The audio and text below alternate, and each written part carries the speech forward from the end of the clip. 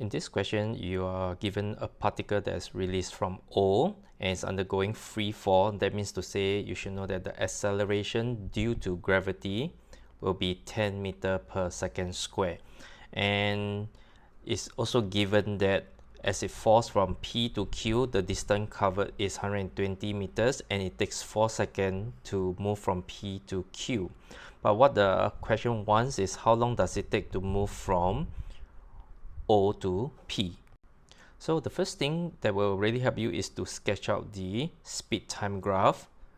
Alright, and there are two things that I always say you must remember about speed time graph is that firstly, let's draw the graph first. It's a free fall, so you start from origin because it's released from rest. So it will be a straight line with constant gradient, and straight away you know that your gradient, which is your acceleration, will be 10 meter per second square constant. And the next thing you need to know is this is point P and this is point Q, and the area underneath here is given that is 120. So you should always think about the area underneath the graph, and the time taken is given that is 4 seconds from here to here. And what you are required to find is this unknown T from O to P. Now to solve this, of course, we have to introduce some unknowns here, which is, okay, let the final speed be your z here, and this p here, the speed, let it be y. So we can actually form two equations to solve for your z and y. Let's start with the first equation using a equals to v minus u over t, and that's for p to q.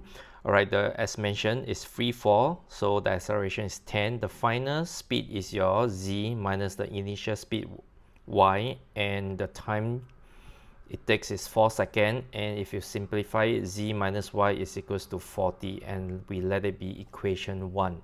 Now another equation, as I mentioned, is the distance. So your distance is basically the area, and it's given that the distance from P to Q is 120, and the area under PQ, under the graph PQ here, is actually a trapezium, so it's half times sum of parallel side, so it's your z plus y, and times the sum, the distance between the two parallel sides, which is 4. So if you were to simplify this, alright, it will be 60 equals to z plus y, or I make it this way, z plus y equals to 60, and let it be equation 2. Now, because I'm going to look for the question asked for to find the unknown time here, and this value here, the y, the point P is more important, and therefore I need to find y. Z is actually not required, and because of that, I'm going to use simultaneous equation. Okay, to make it faster, I should take equation 1 minus equation 2 in order to eliminate the z, and I just find y directly. So if you take 1 minus 2, z minus y, so minus away z plus y, that will be 40 minus 60. If you simplify, your minus 2y is equals to minus 20. So your y will just be 10 meter per second. Once we know that y is 10 meter per second, you can actually proceed by applying a equals to v minus u over t for this section OP. And as mentioned, the acceleration is constant, so it's 10. The final speed, which is at p here, is 10. The initial speed, because it's released from rest, is 0. And that will be the unknown time that you want to find. And if you can solve it, t will just be 1.0 seconds. So the answer will be A.